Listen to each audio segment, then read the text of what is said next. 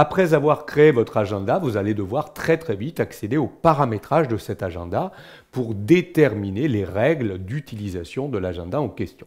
Alors, pour accéder au paramétrage, regardez, c'est très simple. Je vais reprendre l'agenda, par exemple, de Philippe, qui est mon agenda personnel. Si je clique sur les 3 petits points ici, je vais pouvoir accéder aux paramètres et partage. C'est cette commande qui fait apparaître toutes ces rubriques de paramétrage, vous voyez, que vous avez ici dans le détail. On pourrait les retrouver éléments, rubrique par rubrique ici. Sinon, en faisant défiler la page ici, on a bien l'accès à tous les paramétrages de l'agenda.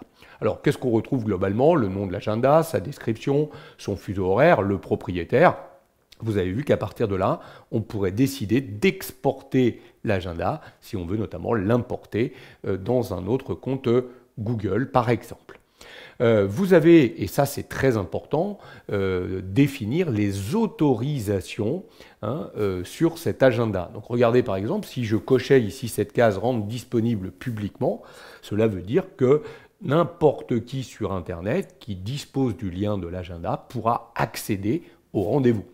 Moi, je n'ai pas envie que tout le monde puisse voir les rendez-vous dans mon agenda personnel. Donc je ne vais sûrement pas cocher cela. Par contre, regardez, j'ai ici coché « Rendre disponible pour alternative ». L'alternative, c'est mon organisation. J'ai donc décidé que tous les gens qui font partie de mon organisation, ils peuvent afficher uniquement mes informations de disponibilité. Mais je ne veux pas faire apparaître tous les détails, donc je masque les détails. Vous comprenez l'intérêt? S'ils veulent organiser une réunion avec moi, ils sauront que je suis occupé. Donc c'est quand même très important si on veut pouvoir travailler ensemble. Par contre, j'aurais pu aller plus loin et leur demander ou indiquer qu'ils peuvent aussi voir le détail des événements.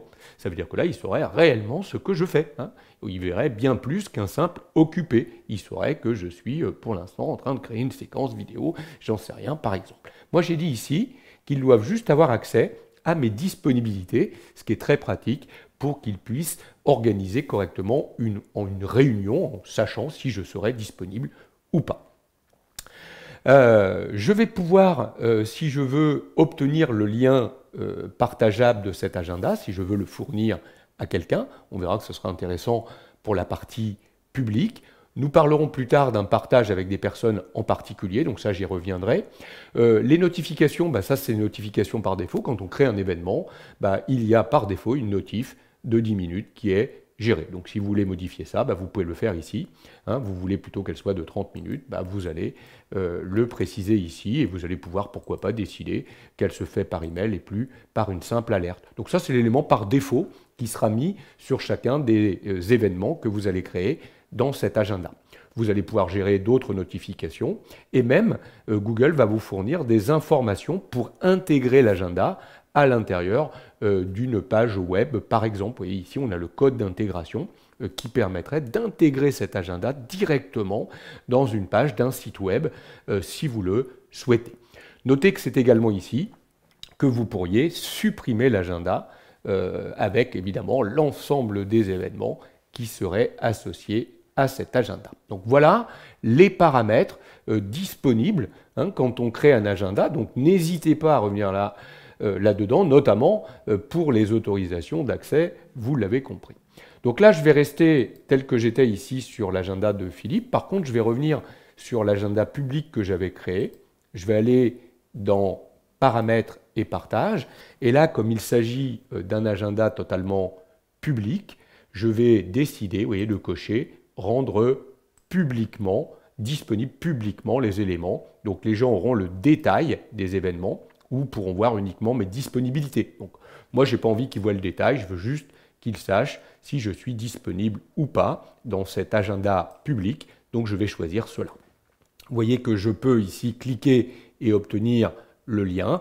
Et c'est ce lien-là que je pourrais copier et fournir aux personnes qui, du coup, auront accès à cet agenda totalement public.